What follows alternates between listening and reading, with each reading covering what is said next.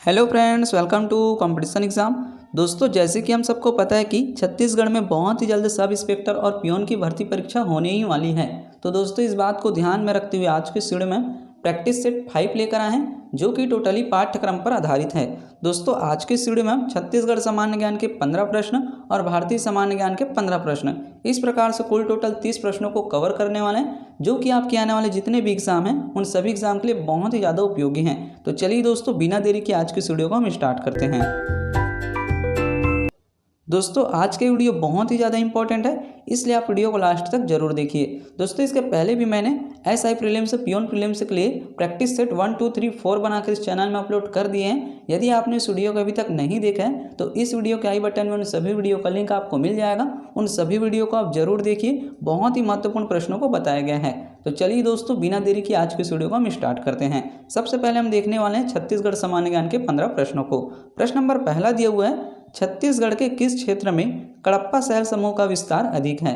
तो कौन से क्षेत्र में है? तो इस प्रश्न का सही आंसर हो जाएगा ऑप्शन नंबर ए, मैदानी भाग। छत्तीसगढ़ के मैदानी भाग में कडप्पा शैल समूह का विस्तार सबसे अधिक है। तो इस प्रश्न का सही आंसर ऑप्शन नंबर ए, मैदानी भाग।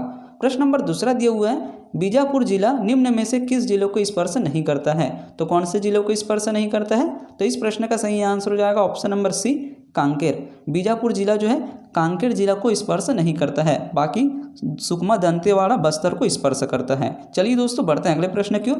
प्रश्न नंबर तीसरा दिया हुआ है, छेरछेरा त्यौहार कब मनाया जाता है? तो कब मनाया जाता है? तो इस प्रश्न का सही आंसर हो जाएगा option number D, Paush Purnima. Chherchhera त्यौहार जो है छत्तीसगढ़ राज्य में पौष पूर्णिमा को मनाया जाता है। तो इस प्रश्न का सही आंसर हो जाएगा option number D, Paush Purnima. प्रश्न नंबर 4 दिया हुआ है, हसदेव नदी का उद्गम किस पहाड़ी से हुआ है? तो कौन से पहाड़ी से हुआ है? तो इस प्रश्न का सही आंसर हो जाएगा ऑप्शन नंबर बी, देवगढ़ पहाड़ी। हसदेव नदी का उद्गम जो है देवगढ़ की पहाड़ी से हुआ है। तो इस प्रश्न का सही आंसर हो जाएगा ऑप्शन नंबर बी, देवगढ़ पहाड़ी। प्रश्न नंबर तीसरा चौथा जो है दोस्तों बहुत ही ज़्यादा इंपॉर्टेंट है। ये दोनों प्रश्न जो है परीक्षा में पूछे जा चुके हैं, इसलिए आने वाले एग्जाम के लिए भी बहुत ही ज़्यादा उपयोगी है। ऐसे प्रश्न जो है परीक्षा में पूछे ही जाते हैं, तो ऐसे प्रश्नों को आप अच्छे से पढ़िए और याद रखिए। चलिए दोस्तों, बढ़ते हैं अगले प्रश्न की ओर। प्रश्न नंबर 5 दिया हुआ है, नवाखानी पर्व कब मनाया जाता है? तो कब मनाया जाता है? तो इस प्रश्न का सही आंसर हो जाएगा ऑप्शन नंबर बी, भादो माह में। नवाखानी पर्व जो है भादो माह में मनाया जाता है, इसको आप याद रखेंगे। तो इस प्रश्न का सही आंसर ऑप्शन नंबर बी, भादो माह। प्रश्न नंबर 6 दिया हुआ है, छत्तीसगढ़ से किसने 30 सेकंड में 56 पुशअप कर एशिया बुक ऑफ रिकॉर्ड में जगह बनाया है? तो किसने बनाया है? तो इस प्रश्न का सही आंसर हो जाएगा ऑप्शन नंबर ए, समृद्ध सिंह। छत्तीसगढ़ से समृद्ध सिंह ने जो है 30 सेकंड में 56 पुशअप कर एशिया बुक ऑफ रिकॉर्ड्स में अपना जगह बनाया है। ये भी प्रश्न जो है बहुत ही ज़्यादा इंपॉर्टेंट है, नया प्रश्न है, परीक्षा में पूछे जा सकते हैं। तो इस प्रश्न का सही आंसर हो जाएगा ऑप्शन नंबर ए, समृद्ध सिंह। चलिए दोस्तों, बढ़ते हैं अगले प्रश्न की ओर। प्रश्न नंबर 7 दिए हुए हैं, छत्तीसगढ़ राज्य में वात्सल्य योजना के तहत घुमंतू बच्चों को पढ़ाई एवं स्वास्थ्य के लिए हर माह कितने रुपये दिए जाएंगे? तो कितने रुपये दिए जाएंगे? तो इस प्रश्न का सही आंसर हो जाएगा ऑप्शन नंबर बी, 4000 रुपये। छत्तीसगढ़ राज्य में वात्सल्य योजना के तहत घुमंतू बच्चों को पढ़ाई एवं स्वास्थ्य के लिए हर माह 4000 रुपये दिए जाएंगे। तो इस प्रश्न का सही आंसर ऑप्शन नंबर बी। प्रश्न नंबर 8 दिया हुआ है, जुलाई माह में छत्तीसगढ़ राज्य की बेरोजगारी दर कितने प्रतिशत रही है? तो कितने प्रतिशत रही है? तो इस प्रश्न का सही आंसर हो जाएगा ऑप्शन नंबर सी, 0.8%। जुलाई माह में जो है छत्तीसगढ़ राज्य की बेरोजगारी दर 0.8% रही है। तो इस प्रश्न का सही आंसर ऑप्शन नंबर सी। चलिए दोस्तों, बढ़ते हैं अगले प्रश्न की ओर। प्रश्न नंबर 9 दिए हुए हैं, छत्तीसगढ़ का प्रथम खंड काव्य निम्नलिखित में से कौन सा है? तो कौन सा है? तो इस प्रश्न का सही आंसर हो जाएगा ऑप्शन नंबर सी, दान लीला। छत्तीसगढ़ का प्रथम खंड काव्य जो है दान लीला है। तो इस प्रश्न का सही आंसर ऑप्शन नंबर सी, दान लीला। प्रश्न नंबर 10 दिए हुए हैं, छत्तीसगढ़ से किसका चयन मिस टीन इंडिया प्रतियोगिता के फाइनल राउंड के लिए हुआ है? तो किसका चयन हुआ है? तो इस प्रश्न का सही आंसर हो जाएगा ऑप्शन नंबर ए, माही वर्मा। छत्तीसगढ़ से माही वर्मा का चयन जो है मिस टीन इंडिया प्रतियोगिता के फाइनल राउंड के लिए हुआ है। तो इस प्रश्न का सही आंसर ऑप्शन नंबर ए, माही वर्मा। ये भी प्रश्न जो है बहुत ही ज़्यादा इंपॉर्टेंट है, परीक्षा में पूछे जा सकते हैं, नया प्रश्न है, तो आने वाले जितने भी एग्जाम हैं उन सभी एग्जाम के लिए बहुत ही ज़्यादा उपयोगी हैं। तो ये भी प्रश्न के आंसर को आप याद रखेंगे। चलिए दोस्तों, बढ़ते हैं अगले प्रश्न की ओर। प्रश्न नंबर 11 दिए हुए हैं, छत्तीसगढ़ के अति नक्सल प्रभावित क्षेत्र बस्तर में कुपोषण की समस्या को दूर करने के लिए सुपोषित बस्तर की अभियान की शुरुआत कब की गई? तो कब की गई? तो इस प्रश्न का सही आंसर हो जाएगा ऑप्शन नंबर बी 2017। छत्तीसगढ़ के अति नक्सल प्रभावित क्षेत्र बस्तर में जो है कुपोषण की समस्या को दूर करने के लिए सुपोषित बस्तर की शुरुआत जो है 2017 में की गई। तो इस प्रश्न का सही आंसर हो जाएगा ऑप्शन नंबर बी 2017। प्रश्न नंबर 12 दिए हुए है, छत्तीसगढ़ के सोनाखान का नया नाम क्या रखा गया है? तो क्या रखा गया है? तो इस प्रश्न का सही आंसर हो जाएगा ऑप्शन नंबर ए शहीद वीर नारायण सिंह धाम। हाल ही में जो है मुख्यमंत्री के द्वारा जो है सोनाखान का नया नाम जो है शहीद वीर नारायण सिंह धाम रखा गया है। तो इस प्रश्न का सही आंसर हो जाएगा ऑप्शन नंबर ए शहीद वीर नारायण सिंह धाम। चलिए दोस्तों बढ़ते हैं अगले प्रश्न की ओर। प्रश्न नंबर 13 दिए हुए बोधघाट सिंचाई परियोजना से लाभान्वित जिले हैं।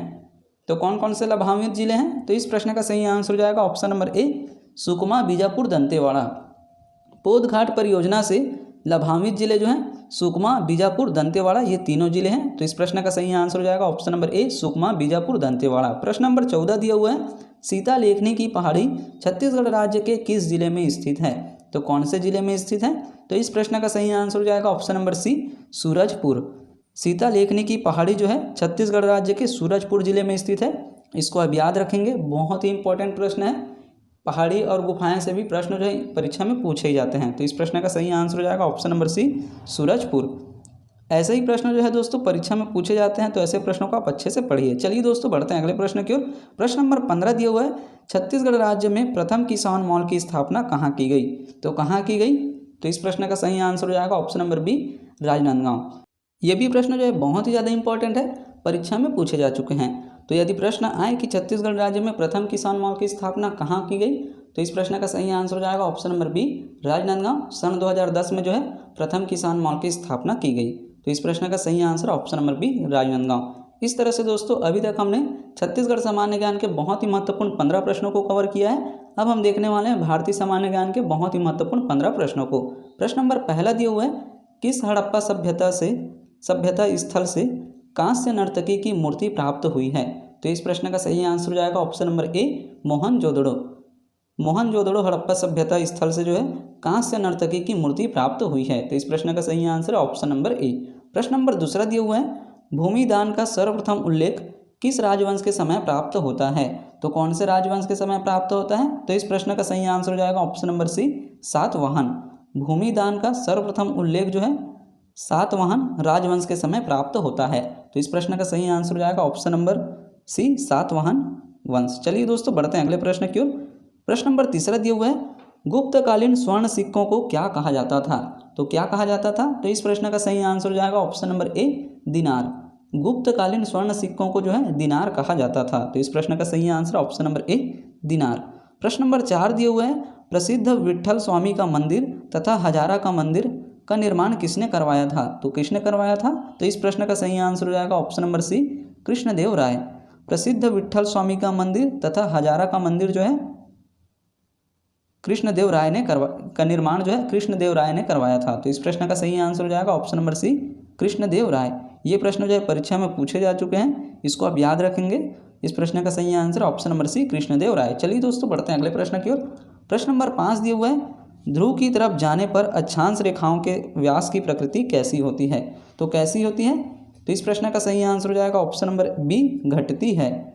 ध्रुवों की तरफ जाने से अक्षांश रेखाओं की व्यास की प्रकृति जो है घटती है। तो इस प्रश्न का सही आंसर हो जाएगा ऑप्शन नंबर बी घटती है। प्रश्न नंबर 6 दिया हुआ है निम्नलिखित में से किसे प्रकृति का सुरक्षा वाल्व कहा जाता है? तो किसे कहा जाता है? तो इस प्रश्न का सही आंसर हो जाएगा ऑप्शन नंबर ए ज्वालामुखी। ज्वालामुखी को जो है प्रकृति का सुरक्षा वाल्व कहा जाता है। तो इस प्रश्न का सही आंसर है ऑप्शन नंबर ए ज्वालामुखी।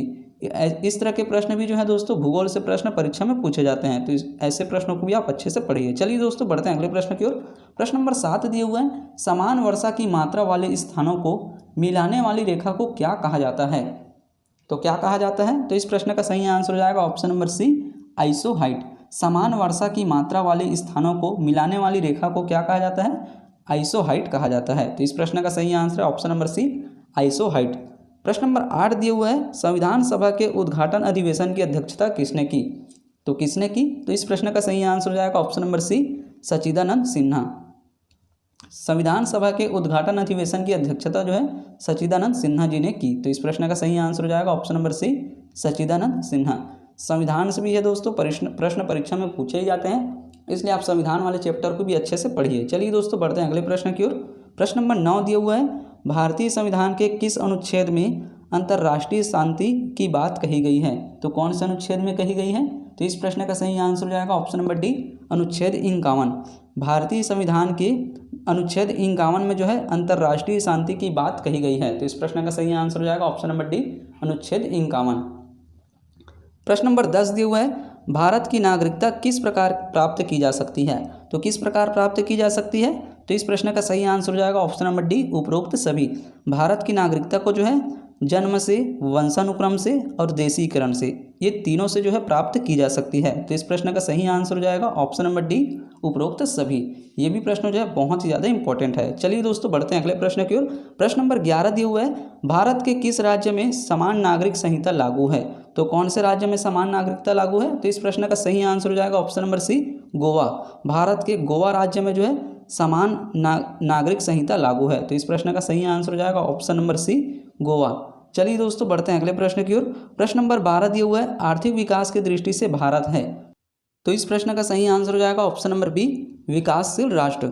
आर्थिक विकास के दृष्टिकोण से भारत जो है एक विकासशील राष्ट्र है। तो इस प्रश्न का सही आंसर हो जाएगा ऑप्शन नंबर बी। चलिए दोस्तों बढ़ते हैं अगले प्रश्न की ओर। प्रश्न नंबर 13 दिया हुआ है, भारत में नई औद्योगिक नीति की घोषणा कब की गई? तो कब की गई? तो इस प्रश्न का सही आंसर हो जाएगा ऑप्शन नंबर बी, जुलाई 1991। भारत में नई औद्योगिक नीति की घोषणा जो है जुलाई 1991 में की गई। तो इस प्रश्न का सही आंसर है ऑप्शन नंबर बी, जुलाई 1991। प्रश्न नंबर 14 दिया हुआ है, भारत में वस्तु एवं सेवा कर जीएसटी कब लागू की गई? तो कब लागू की गई? तो इस प्रश्न का सही आंसर हो जाएगा ऑप्शन नंबर ए, जुलाई 2017। भारत में वस्तु एवं सेवा कर जीएसटी जो है जुलाई 2017 में लागू की गई। चलिए दोस्तों बढ़ते हैं अगले प्रश्न की ओर। प्रश्न नंबर 15 दिया हुआ है, वर्ष 2011 की जनगणना के अनुसार भारत में 1000 स्त्रियों पर पुरुषों की संख्या कितना है? तो कितना है? तो इस प्रश्न का सही आंसर हो जाएगा ऑप्शन नंबर बी, 943। वर्ष 2011 की जनगणना के अनुसार भारत में 1000 स्त्रियों पर पुरुषों की संख्या 943 है। तो इस प्रश्न का सही आंसर है ऑप्शन नंबर बी, 943। प्रश्न जो है ऐसा भी पूछा जा सकता है कि भारत की वर्ष 2011 की जनगणना के अनुसार लिंगानुपात कितना है? तो आपको याद रखना है 943 है। तो इस प्रश्न का सही आंसर ऑप्शन नंबर बी, 943। इस तरह से दोस्तों आज के वीडियो में हमने छत्तीसगढ़ सामान्य ज्ञान के 15 प्रश्न और भारतीय सामान्य ज्ञान के 15 प्रश्न, कुल टोटल 30 प्रश्नों को कवर किया है, जो कि आपके आने वाले जितने भी एग्जाम हैं उन सभी एग्जाम के लिए बहुत ही ज़्यादा उपयोगी हैं। दोस्तों परीक्षा में जो है इसी तरह के प्रश्न पूछे जाते हैं, तो ऐसे प्रश्नों की तैयारी आप अच्छे से करते रहिए ताकि ऐसे प्रश्न आपसे आसानी से बन पाएँ। दोस्तों वीडियो अच्छा लगे तो वीडियो को लाइक करें और ज़्यादा से ज़्यादा लोगों में शेयर करें, और अभी तक आपने हमारे चैनल को सब्सक्राइब नहीं किया तो प्लीज़ चैनल को सब्सक्राइब जरूर करें। आने वाले समय में आपको ऐसे यूज़फुल वीडियो मिलती रहेगी।